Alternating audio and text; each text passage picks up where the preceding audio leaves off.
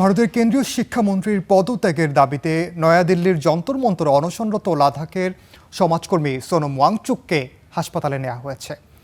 পুলিশের দাবি, তার শারীরিক অবস্থার অবনতি হওয়ার আশঙ্কায় আদালতের নির্দেশে এই সিদ্ধান্ত নেওয়া হয়েছে। তবে ককরোচ জনতা পার্টির প্রতিষ্ঠাতা অভিজিৎ দীপকের অভিযোগ, তাকে জোর করে পুলিশ নিয়ে গেছে। এদিকে আগামী 22 জুলাই পার্লামেন্ট অভিমুখে বিক্ষোভ মিছিলের ঘোষণা দিয়েছেন আন্দোলনকারীরা। ভারতের কেন্দ্রীয় শিক্ষামন্ত্রীর পদত্যাগ ও পরীক্ষা ব্যবস্থা সংস্কারের দাবিতে যন্তর মন্তরে অবস্থানরত বিক্ষোভকারীদের ওপর এভাবেই শনিবার সকালে চড়াও হয় পুলিশ।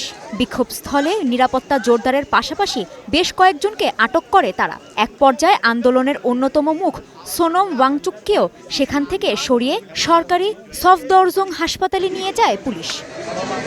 হাইকোর্ট के आदेशानुसार দিল্লি হাইকোর্টের নির্দেশ এবং চিকিৎসকদের পরামর্শ অনুযায়ী সোনম ওয়াংচুককে প্রয়োজনীয় চিকিৎসার জন্য একটি সরকারি হাসপাতালে স্থানান্তর করা হয়েছে। তিনি বর্তমানে চিকিৎসকদের তত্ত্বাবধানেই রয়েছেন।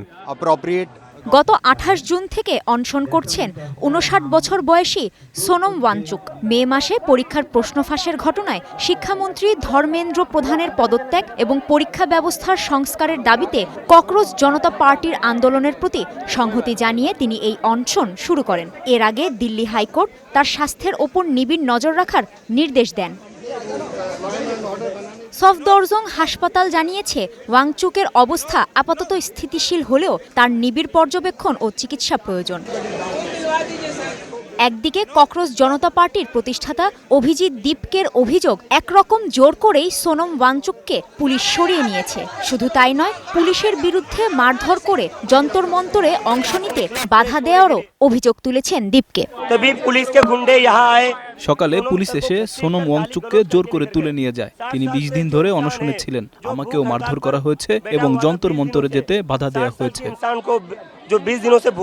এই অবস্থায় 20 জুলাই পার্লামেন্টের বর্ষাকালীন অধিবেশন শুরুর দিন সংসদ অভিমুখে মিছিলের ঘোষণা দিয়েছেন আন্দোলনকারীরা।